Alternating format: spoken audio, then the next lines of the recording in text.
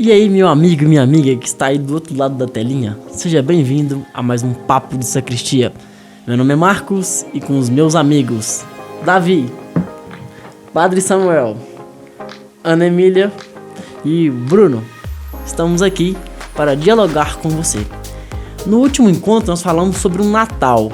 E aí o Natal foi o quê? Foi a vinda de Cristo. E aí quando a gente fala desse verbo que se encarnou, pode dar geral uma duplicidade, hein? Será que a gente está falando de encarnação também? Será que ele tem essa dúvida? Por favor. Paulo Freire, agora é o momento, só a hora. Então, gente.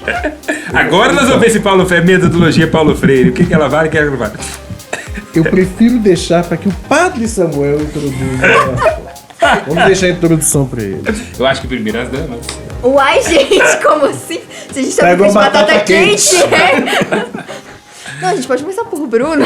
Tá parecendo aqueles grupos de quando tem um trabalho pra apresentar, ninguém estudou, sabe? Não, mas eu acho que o Bruno sabe. Literalmente. Foi o Davi que ficou responsável por essa parte, entendeu? Tá parecendo Bom, mas isso. vamos lá.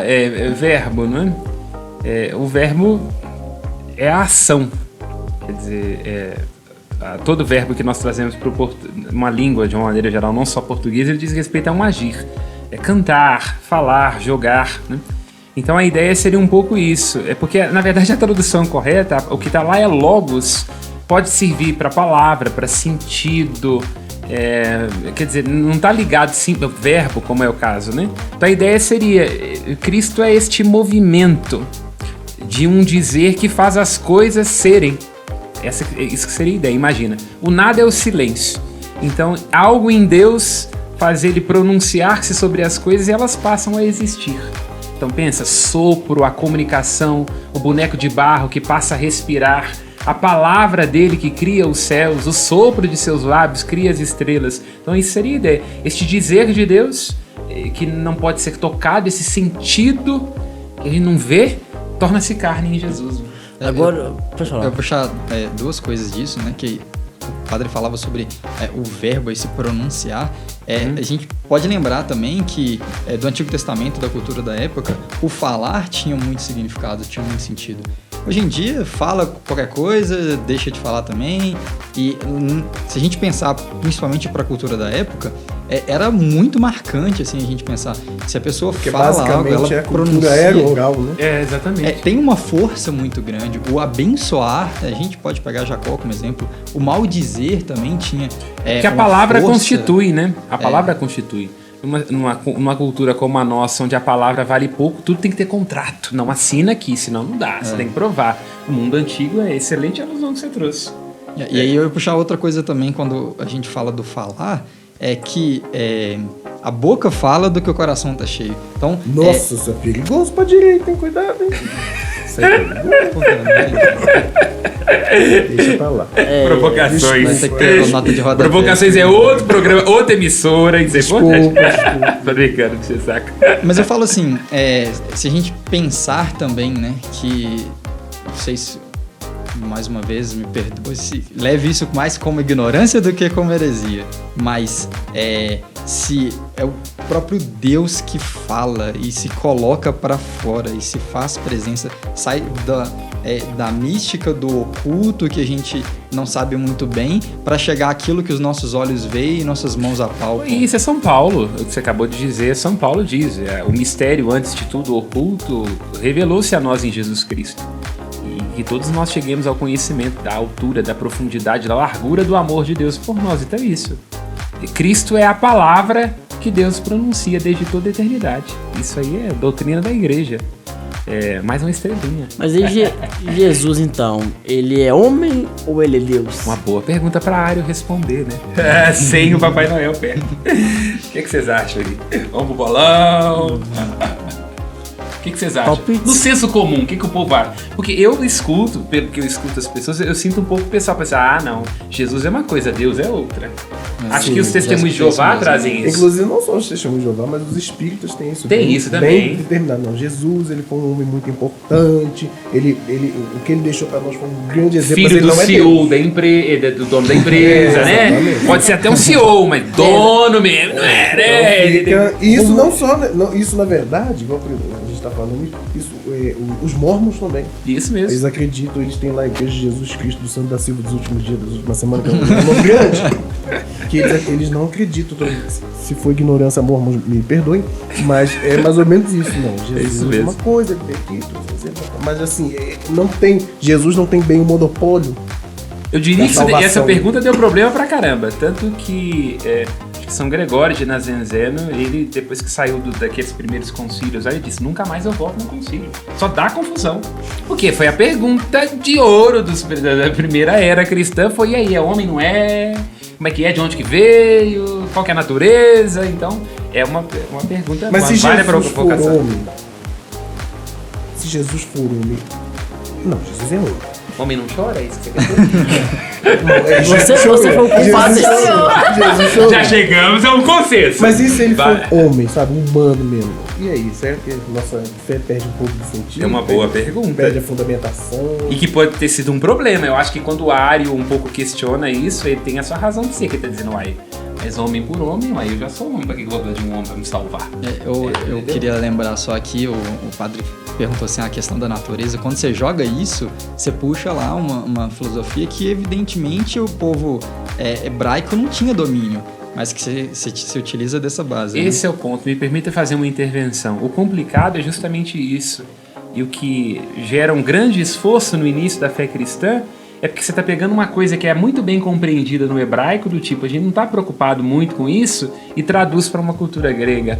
Esse que é o desafio. Então, o desafio dos primeiros séculos ali, concílio de Calcedônia, de Niceia, é justamente traduzir aquilo que fica meio assim no Evangelho de João. O pai é maior do que eu e o pai somos um. Como é que é isso? Onde é que começa uma coisa e termina outra? Traduzir isso para a cultura grega foi muito difícil. Exatamente, esse é o ponto. Mas pode acabar de concluir, se você se lembrar, é lógico. Lembrou? Eu diria, Eu não tava querendo falar. Como se fosse a primeira vez. O que é uma memória? Isso que eu ia Pode falar, fazer- cadê a Cristina Rocha com ômega 3? Ômega 3, Exatamente. Vai ser patrocinadora do Papo Paga pra nós, Cristina. Mas a gente vem falar sempre dessas músicas desse tempo de Natal, de Emanuel, não sei por que Emanuel, mas o Emanuel é o quê? Maranata, né? Bom, eu acho que aí já tem um esclarecimento Simone, interessante. Ele é então, Deus conosco. Então, respondendo mais ou menos a pergunta, Jesus é homem e é Deus. É homem e Deus conosco. Então, para usar uma frase que está lá naqueles primeiros concílios, né? Sem deixar de ser o que era, tornou-se o que não era. Jesus não deixa de ser Deus, no entanto, torna-se homem. Porque para redimir, ele tem que assumir.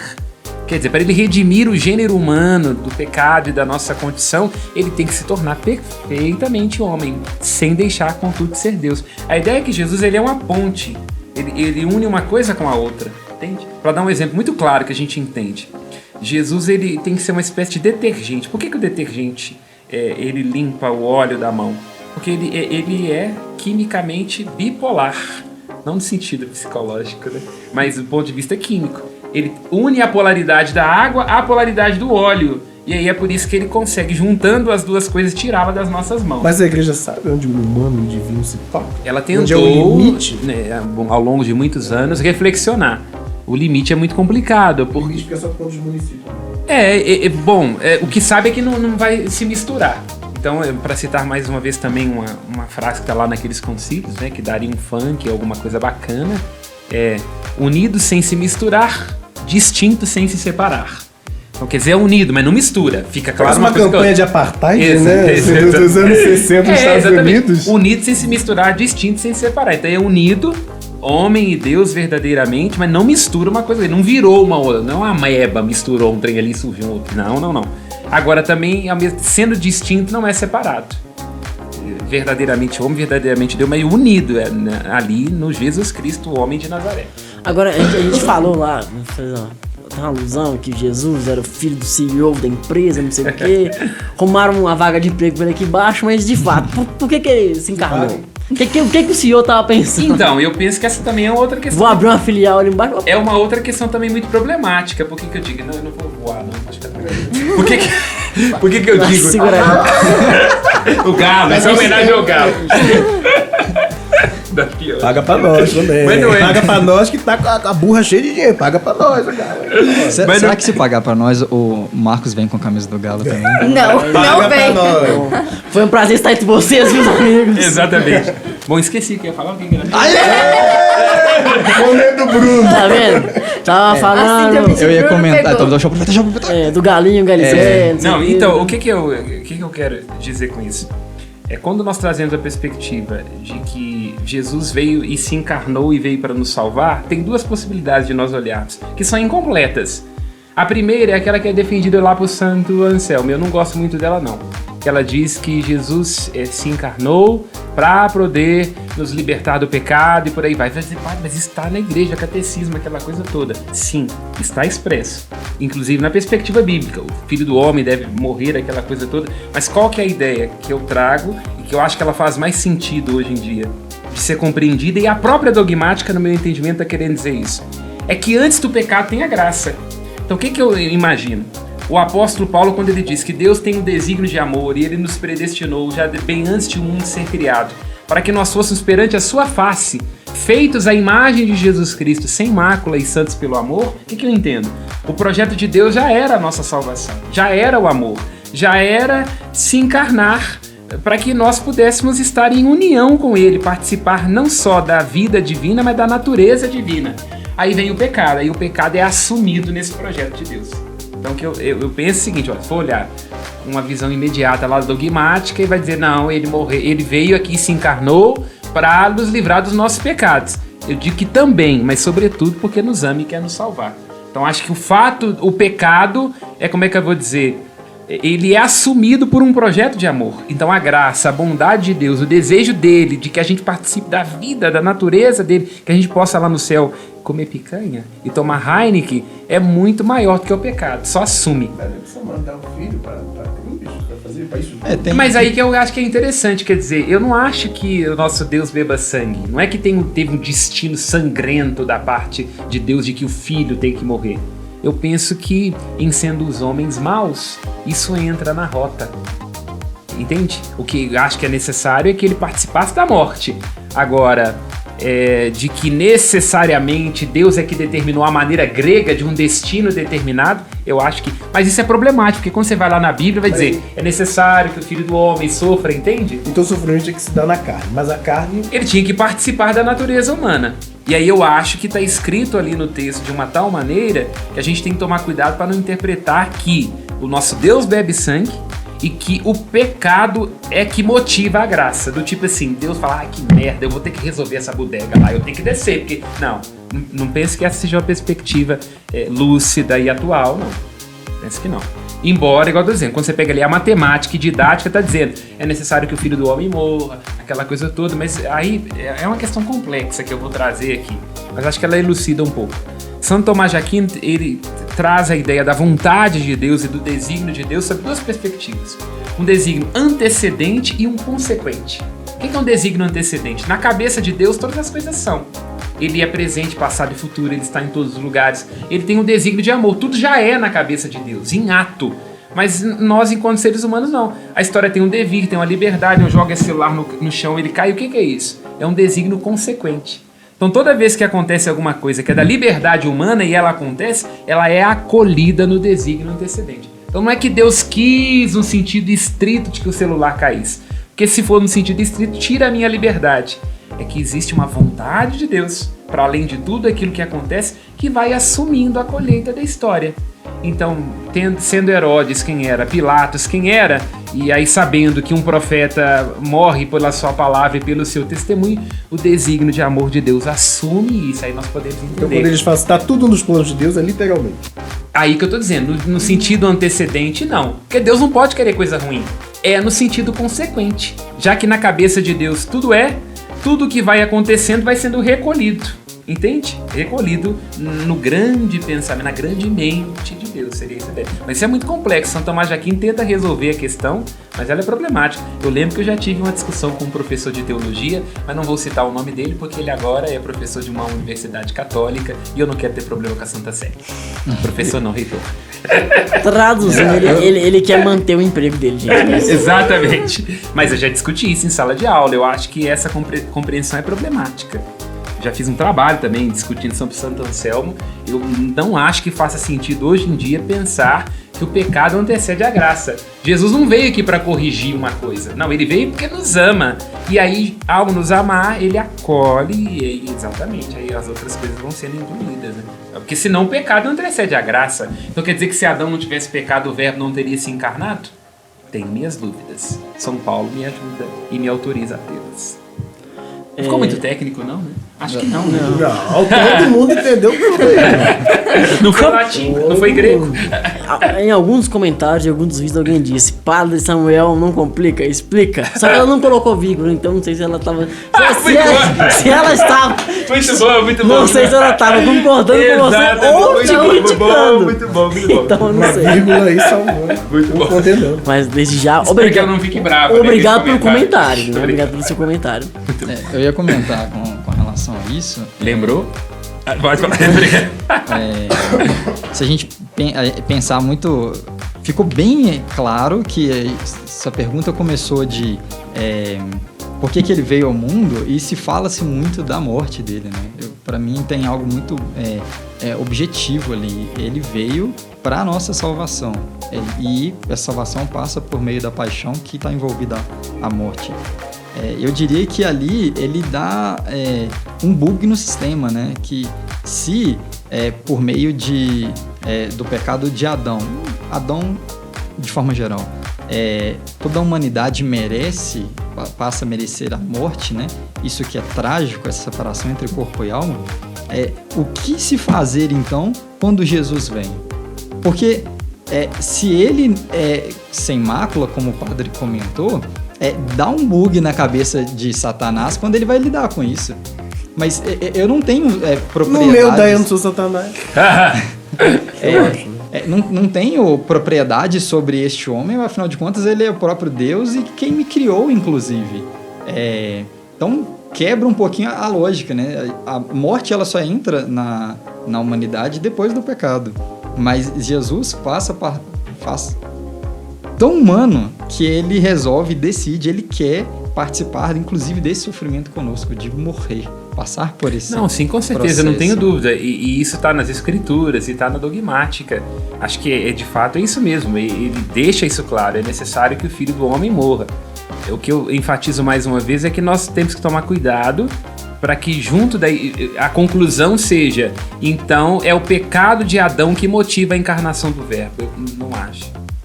Acho que à luz daquilo que diz o apóstolo Paulo, já existe um desígnio de amor antecedente da parte de Deus. Ele quis estar conosco.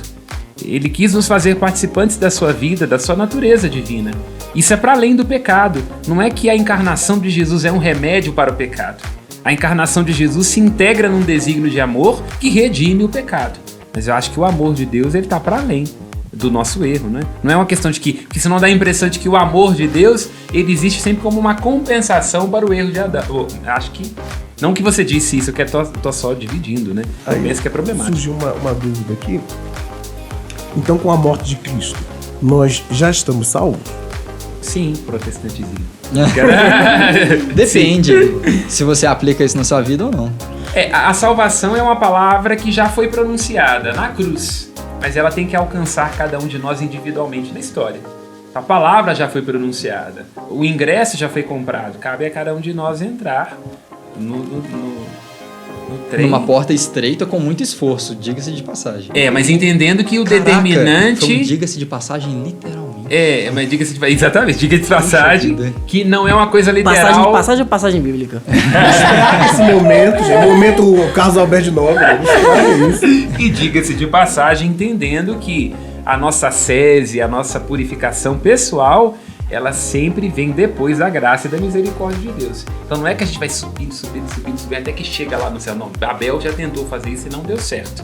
A ideia de que o amor nos João alcançou. pé de feijão. Exatamente. Está mais próximo de João pé de feijão do que mística cristã. É o que diz o apóstolo Paulo. Eu já fui alcançado por Cristo. Agora eu corro para alcançá-lo. É o que diz o apóstolo Paulo. Então ele já me salvou. A salvação é graça. Nenhum de nós merece. Agora eu vou viver de tal maneira que eu dê testemunho de que eu tô dentro do bloco da micareta do céu. É isso. Será que rola o quê? Agora, micareta do céu. Gerando um pouco de polêmica aqui. Igual aquele personagem. Mais polêmica? Igual aquele personagem lá da escolinha do professor Raimundo, que fica perguntando se tem várias evidências. Esqueci o nome dele.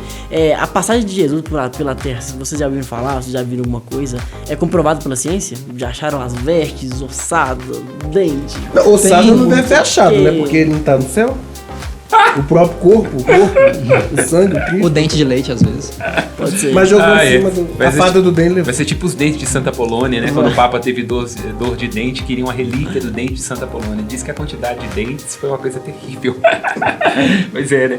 Uma pergunta pertinente. Bento XVI trabalhou, inclusive, bastante nisso, né? A cultura do relativismo, ela é meio recente esse questionamento, se ele existiu ou não. Antigamente não tinha esse tipo de coisa. E aí passa-se a ter também estudos e... E por que vocês acham que passou a ter esse questionamento? Uma boa pergunta, o que vocês acham? O que você acha? Porque você trouxe uma coisa bacana. Você tá dizendo, antigamente o pessoal não tinha dúvida. Agora. Porque a gente também não tinha muito espaço pra dúvida. Deus né? acima de tudo. Esse negócio é meio esquisito. Misturou. Será que teve mesmo? Porque às vezes não tinha. Às vezes não, tenho certeza que não tinha espaço pra dúvida. Tipo assim, a igreja dava literalmente carteirada. Tá falando que é isso aí. Não só a igreja, porque era o contexto de compreensão do mundo. Uma vez eu ouvi de um padre, acho... porque se não fosse, não seria. Eu acho que sai também daquilo do só crer por crer, sabe? De buscar entender e conhecer, sabe?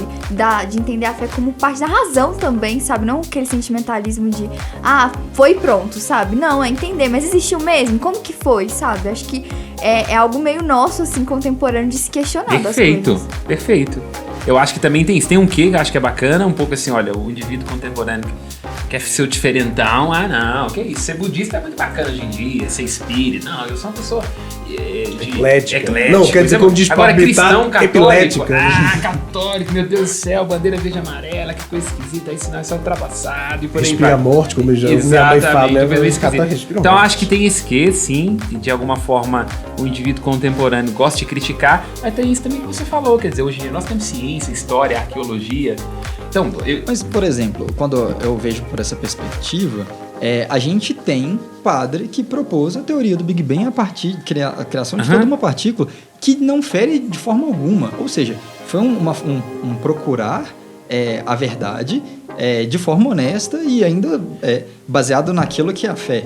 O que eu vejo, e a sensação, corrija se estiver errado, é que existe muito mais um movimento de não quero saber o que aconteceu, eu quero acusar aquele outro, quero colocar sob suspeita, criou um mito de que houve um homem e aí precisou que inventasse a história que ele nasceu de uma mulher. É o que ele falou, Pedro Pedreiro, né? Me dá prova, eu acho que faz todo sentido o que você falou, mas eu tô dizendo assim, é por isso que eu devolvi a bola. Eu tô perguntando assim, por que veio essa dúvida? Tudo bem, Papa Bento XVI trouxe a questão do relativismo, mas também tem uma coisa, aqui não pensem o padre falando, mas é antes de tudo o pensador. O Ocidente se saturou de uma figura de Jesus Cristo, por quê? É uma problematização aqui. Estou falando como pensador, antes de tudo. É muito complicado você crer num Deus loiro de olhos azuis e que está juntinho com a cama do imperador, ou do rei, ou do presidente, quando tem gente passando fome. O Ocidente rejeitou isso. Então, quer dizer, também tem um quê de insatisfação com a ideia de um modelo, pode ser colonialista, aquela... Eu tô me sentindo uma pessoa de esquerda, será que eu sou de vermelho? Eu tô brincando. Você percebeu que você mudou de lado desse Exatamente. Quer dizer, tem isso será também. Será que uma estrela no exato, será que é? Meu Deus, é preta. Mas é tipo assim, faz o L do... Porque, quer dizer, brincadeiras à parte, tem uma suspeita no sentido assim, por que é que tem que ser essa única narrativa? Porque nós temos, a maior parte das pessoas do planeta não crê em Jesus Cristo, por que tem que crer? Tem gente que sabe que é McDonald's, Coca-Cola, mas não sabe que é Jesus. Por favor, paguem isso aqui, porque nós estamos citando o nome. Falar também teve Horizonte, Rádio América, não, se fizer uns vários de alimentação já tá bom. Passar exatamente. Lá, pegar um hambúrguer, tá então, quer dizer, tem um quê? Essa suspeita. Agora, o que eu acho que nessa perspectiva tem que ser lúcido? de fato, tem muitas comprovações históricas. Primeiro, a maneira como as narrativas foram construídas, o momento onde o fenômeno se iniciou ali, o cristianismo, seja lá o que era no início, citações em Flávio José, pensadores da época. Então, hoje em dia... Eram os seguidores do caminho. Os seguidores do caminho, né? Que era dizendo nessa perspectiva mesmo. Então, quer dizer, não dá pra negar a pessoa histórica de Jesus. Quem disser isso hoje em dia tá sendo totalmente anticientífico. Isso é um fato, né? Basta dar aí uma googlada, pesquisa no Wikipedia, você tem constatações históricas. Não é uma mentira tão bem contada assim. Exato, exatamente. Agora, o problema que acontece hoje, que o Ocidente questiona, é o passo. Era um cara bacana, né? Gente boa na Galileia, e daí ter a coroa do imperador, a crítica... Mas não é bem, a crítica não é bem a Jesus, é o fã-clube dele. Né? Isso, é o que diz, exatamente, é o que aquela menina lá, Bruna Marquezine, acho que uma certa vez ela falou, acho que eu já citei isso aqui, achei fantástico, ela falou, o problema não é Jesus, o problema é o fã-clube dele. E a gente tem que se questionar. E de fato tem determinadas pessoas que realmente colocam em xeque. Você olha, se Jesus fez isso com essa pessoa, pelo amor de Deus, melhor seguir Buda, né? Bruna Marquezine paga pra nós também, hein? Conterrâneo é minha. Entendeu? Então a crítica ela é pertinente. Ela é de Caxias também. Não sei se deu pra entender a problematização, né? Eu acho que é importante esse contraponto. No sentido assim, não, nenhum de nós tem dúvida de quem é Jesus Cristo. Nós acreditamos, meu Deus, é meu emprego, pô, eu acredito, eu sou um padre. Mas, ao mesmo tempo, existe uma suspeita do Ocidente sobre o que é que a gente pode ter feito Jesus virar. Quer dizer, a coisa gourmetizou demais, se institucionalizou demais. Então aí tem uma questão problemática. E aí, como é que vocês acham? Devolvendo a bola. Eu diria que isso parte de um ponto que faz fortalecer a minha fé católica. Por quê? Se a gente chega num ponto de falar assim, olha, eu não sei o que é Jesus. Somos aqui 5 pessoas, mais o bastidor, que se cada um... Mais quem tá em casa. Mais quem tá em casa acompanhando com a gente. Eu espero que sejam milhões. Se cada um escolhe para si, com base no seu entendimento, o que é Jesus... Ninguém vai chegar no Jesus verdadeiro. Lógico. Entende? Eu vou querer um Jesus, tu vai querer outro, cada um vai querer não um pode ser gourmet. Porque se existe uma crítica que o Jesus que vocês falam não é o verdadeiro e você passa a criar o seu e libera que a criação de cada um possa ser válida, você vai chegar em Jesus contraditórios em certo momento. Beleza. Mas o Você chega à samba conclusão? religioso não é bem... Pode não sei se acontece bem isso na igreja católica, mas isso é bem muito do outro lado, né? Não, em todos os lados, meus queridos, vamos ser sinceros aqui, abstraindo mais uma vez o lugar de padre. Quem é que não fez Jesus à sua maneira? Querido, nós rezamos para um Cristo branco de olhos azuis. E acho que os judeus não têm muito esse perfil fenótipo. Eu acho que não. Então, quer dizer, de alguma forma, pensa, vamos lá a Constantino. Quando, melhor dizendo, mais que Constantino, Teodósio, 380, quando a fé cristã católica se torna a religião oficial do Estado. Alguém consegue perceber uma coisa mais antes de Jesus do que isso? Jesus, que morre como um fracassado lá em Jerusalém, que andava com pescador, prostituta, ladrão, agora é a religião oficial do Estado. Pegaram o capítulo 22 de Mateus, onde ele diz a César o que é de César e a Deus o que é de Deus, rasgaram e escreveram uma outra coisa. Então, quer dizer, ainda hoje nós sofremos as consequências dessa relação espúria da igreja com o Estado. E tem gente que quer voltar, viu? Que tá querendo, seja no Congresso, seja lá não sei o quê, que todo mundo fala, não, é Jesus. Não. Uma coisa é ter uma inspiração religiosa. Uma coisa é que Jesus inspire nossas decisões, os nossos valores sobre família, sobre Estado, isso é muito bacana. Agora, eu não gosto dessa ideia de Jesus na cama do imperador, porque senão eu vou ter que repetir Hamlet. Na mesma frase, tipo assim, eu pela família, pela minha religião. Eu vou ter que repetir Brilhante Hamlet. Há algo de podre no reino da Dinamarca que começa na cama da minha mãe. Não dá. Então perceba, de alguma forma também há uma crítica contemporânea de em que medida a instituição ela não descaracterizou Jesus. Ele virou uma coisa de elite, sofisticada, do lado dos reis e das imperatrizes. Não tem aí também uma perversão de imagem? Aí eu diria, estou problematizando. Será que é só a esquerda ou o progressista que quer um Jesus à sua maneira? Ou nós temos em alguns momentos da história também um lado mais assim, cult, imperador que fez a mesma coisa também? É uma problematização, não sei, né? Não sei se faz sentido para vocês, o que vocês acham? Lembra daquele professor de história ou de geografia fazendo suas críticas? Eu acho que ela é pertinente. O que vocês acham? O dia que ficou todo mundo assim, cri. Não disse nenhuma heresia, né? Espero que não. Senão acaba o programa. Aí- Mas é isso, entende? O que eu tô querendo dizer a figura de Jesus está sob disputa. E nós temos que entender isso com lucidez. Quem que eu acho que é a pessoa mais autorizada para poder falar de Jesus? Pois são padre. É lógico que a igreja ela é esposa. Ninguém melhor conhece o esposo do que a própria esposa. Mas eu não tô pensando aqui só em igreja e instituição, não. Porque às vezes eu acho que o jeito que ela apresenta esse marido dela... Eu gosto muito de ver história e ensinamento de santos, sabe? A forma de vida e tal.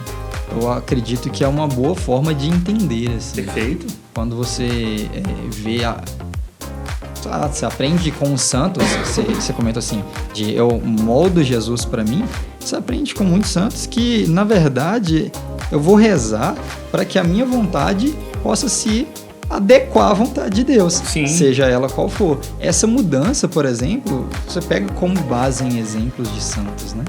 Não, perfeito. Agora, o que é um desafio, sempre que eu falo que eu preciso de lucidez para citar uma santa, que é Santa Teresa d'Ávila, a mente é a louca da casa. Citar um exemplo claro dela. Santa Teresa, durante muito tempo, não conseguiu diretores espirituais satisfatórios. Ela começou a ter visões de Jesus e um dos diretores falou com ela assim, quando ele aparecer, você mostra uma figa para ele.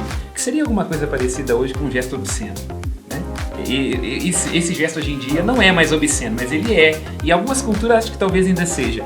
O diretor espiritual fala com a Teresa d'Ávila para fazer isso. Olha para você ver como que às vezes alguém institucionalmente falando pode traduzir uma imagem de Jesus Cristo que não é verdadeira. Se Santa Teresa não é uma mulher determinada que diz, não, eu tô vendo mesmo e eu vou começar a escrever sobre isso e vou aqui reformar o Carmelo, nós teríamos perdido a santa.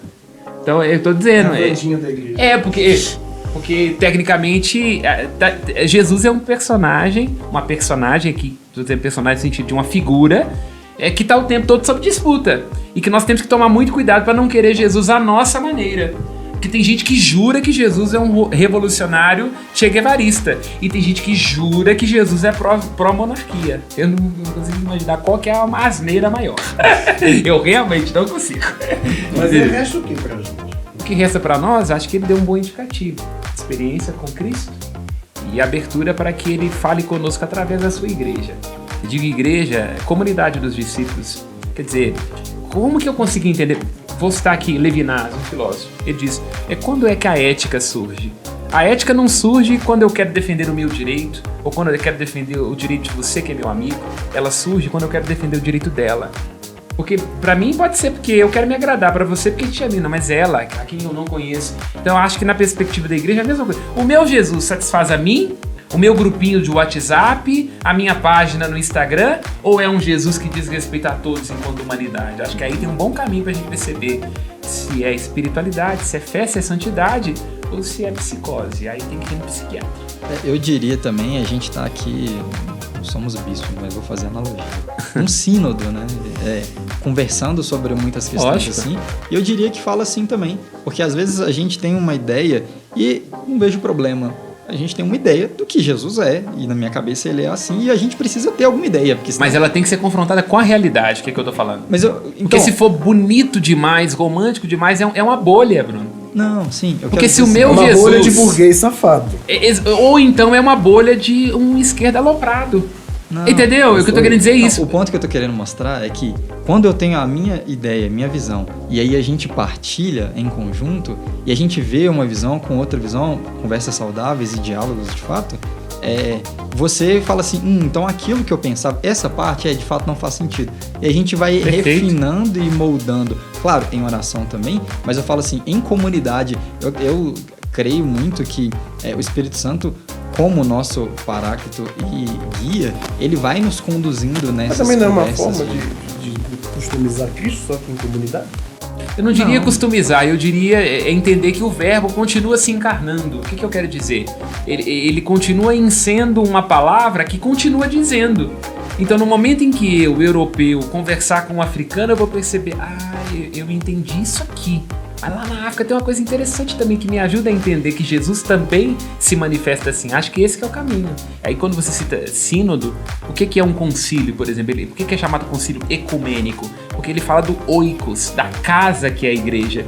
Então tem um bispo africano, Agostinho, mas também tem um bispo do Império Romano Germânico, que é Bonifácio, mas também tem um bispo da Itália, que é São Carlos Borromeu. Então todo mundo vai sentar e vai dizer, olha, isso aqui faz sentido, mas também tem isso aqui, eu também vi isso aqui. Esse que é o trabalho, por isso que nós somos católicos, essa que é a ideia. Catar órgãos conforme o todo. Exatamente isso. Agora, fazer isso no mundo contemporâneo, onde todo mundo que tem uma contazinha no Facebook acha que é juiz da verdade, é uma bosta. Amém? Amém.